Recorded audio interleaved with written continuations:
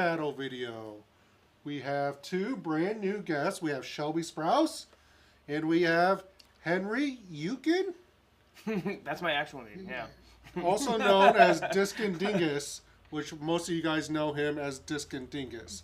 So this is Steak Battle, Season 5, Episode 13. We have 3 different steaks. This is going to be Steak 1, Steak 2, and Steak 3. So let's just go ahead, grab a fork, and dive in. We're doing the same one at the same Yep, yeah. time? So we'll all start here with Steak 1 here. So these have got to be some of the biggest steaks I've ever made. These, I was telling them beforehand, these were ones that I was planning for Eagle McMahon to eat. But he couldn't make it here for the Des Moines Challenge, so... So we're eating your steak, Eagle. So yeah, we're eating your steak. And actually, weirdly, I promised him that I would cook him a steak at Worlds. And we never got around to it. It was weird, like at Worlds, there weren't really like grocery stores and stuff like that to get stuff. So, They're just spread out. Yeah, so Shelby, I've noticed that you have started a TikTok account. Right.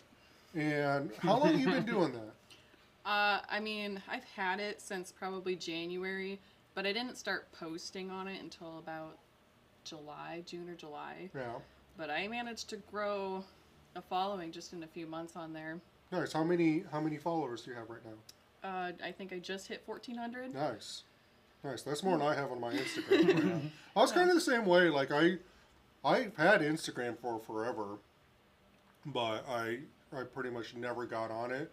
And then I realized like disc golf is pretty much all on Instagram now. Like I mean, there's still there's still Facebook for like events and whatnot, but Instagram I think is where like most disc golfers are at. Yeah, I've noticed running the club Instagram and stuff. It's weird like going through and just seeing how much actually there is. Like the friends of friends of friends that are on there. It's amazing. I would say I started growing a following there, but moving over to TikTok, I'm noticing that there's a new crowd of disc golfers kind of migrating over there. So there's disc golf TikTok is what the hashtag would be over there. Nice. I think that's I guess I would have never thought about that, like disc golf. So do you have like a certain theme or anything with your TikTok? I mean, I kind of try to branch out a little bit from disc golf to bring in a bigger audience. Before I played disc golf, I was a circus performer. I hula hoop and did a lot of performance art there. So I do branch out into communities like that. But what I found is a lot of people in those other communities do like to play disc golf. So they do like the disc golf content too, right? Another community, basically. I've just kind of found my people online. That's really what it is, and we just have fun. So I don't think there's really necessarily a disc golf theme to my page or anything. It's just kind of whatever I feel like doing, I'm sharing it with the world as I'm doing it. Yeah. So and it grows hot tub and pool action. We have a pool, so a lot of people. Indoor hot tub, indoor pool. Yeah, there's like an above ground pool community even on TikTok. So yeah. I guess I don't know that much about TikTok. I guess I didn't really realize there were like communities of different stuff in there. All right, so we've had steak 1. Let's go ahead and dive into steak 2 here. We're gonna fight over the pieces. Right. Well, I want that one. There you go. Yeah, I've noticed you, Dingus, built the Des Moines Metro Disc Golf Clubs. Well, I gotta shout out to Kimberly. I'm sorry, I can't. Sarah Vong. Sarah Vong. Yep. There you go. Yep. She's the creator of it. I just basically maintain it and.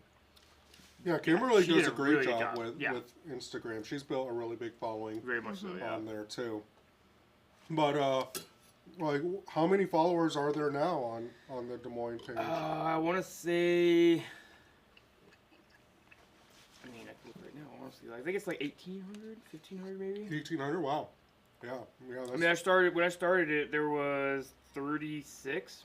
And now I'm up to 2,184. Oh wow, nice. So, yeah. Like I said, that's more followers than I have on my Instagram. It helps to be like retired and not have to work. Right. So I kind of dive into it a little bit. Now that's something that you really seem to really take on as your role as technology director. Is really done a lot of this social media, because I would have never guessed that about you. Like being really into social media like right. that. It's weird, and it's even weird to say this. I'm not. Like I'm so far from like technologically advanced. It's ridiculous, but it's something that like I felt like I could learn, and being that I live in Winterset, I'm not really close. It's something that I can do for the club and be on the board, and not have to actually like. Well, I mean, I'm still here, but like not be required to be here all the time for all the little, here and there things. It's a nice little fit for me for right now.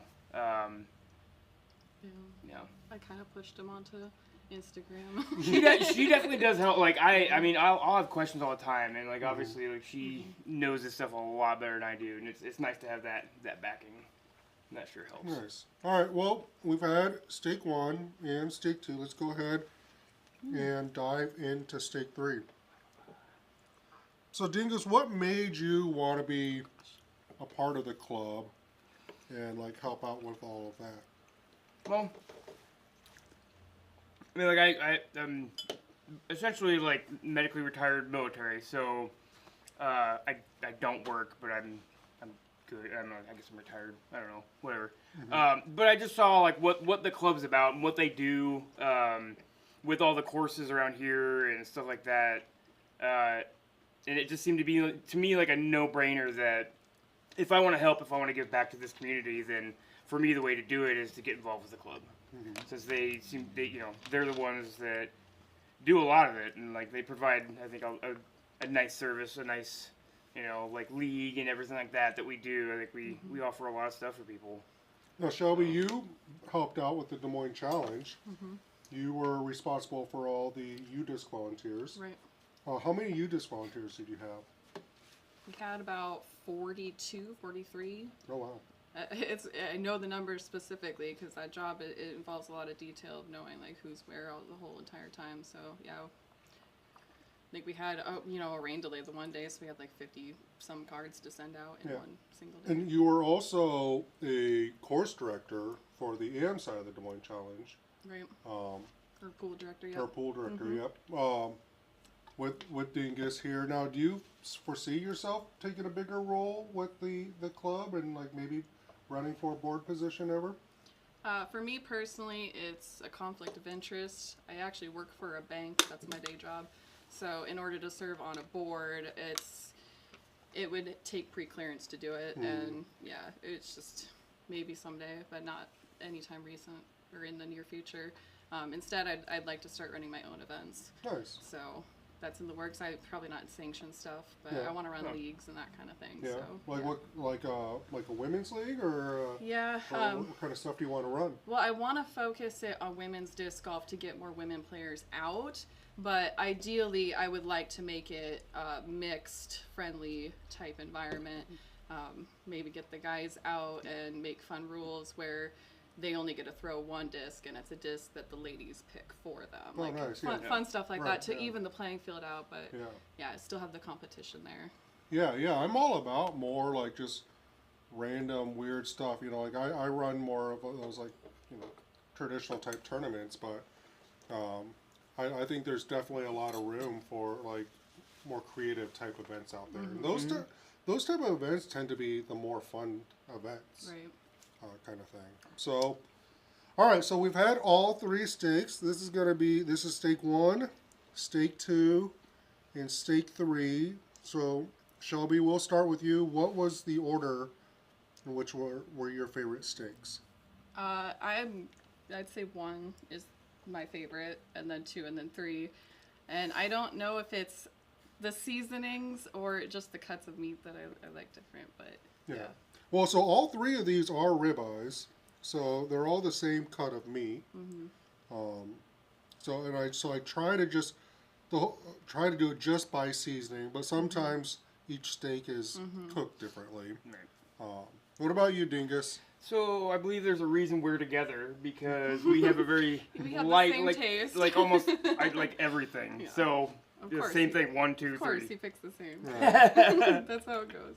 So steak 1 here is the ultimate steak and roast rub. This is the seasoning that I have on almost all of my steak battles. I would say it's very different than the other three steaks. Yeah, it was but a it's, distinctive taste.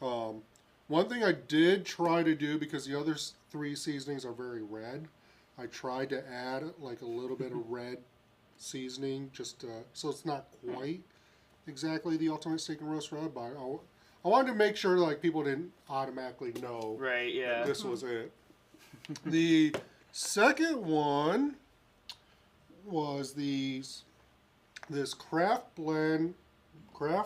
spice blends bourbon barrel steak seasoning. I picked this up at the fair, I believe. It's decent. The last one is Hy-Vee steak seasoning. I was just at Hy-Vee. I was like, oh, I didn't know they had a steak seasoning. Yeah. And it says chipotle and hops. And I can definitely taste the chipotle in there. Because it's definitely kind of hot. Yeah, Like, yeah. it's There's a little heat behind it, yeah. But anyway, this was Steak Battle Season 5, Episode 13. I want to continue to do this with other local people in the community. I need to buy some more steaks. This was my last steaks. So anyway, be on the lookout for those. And again, if you guys have anyone you really want me to have on, let me know. All right, see you guys.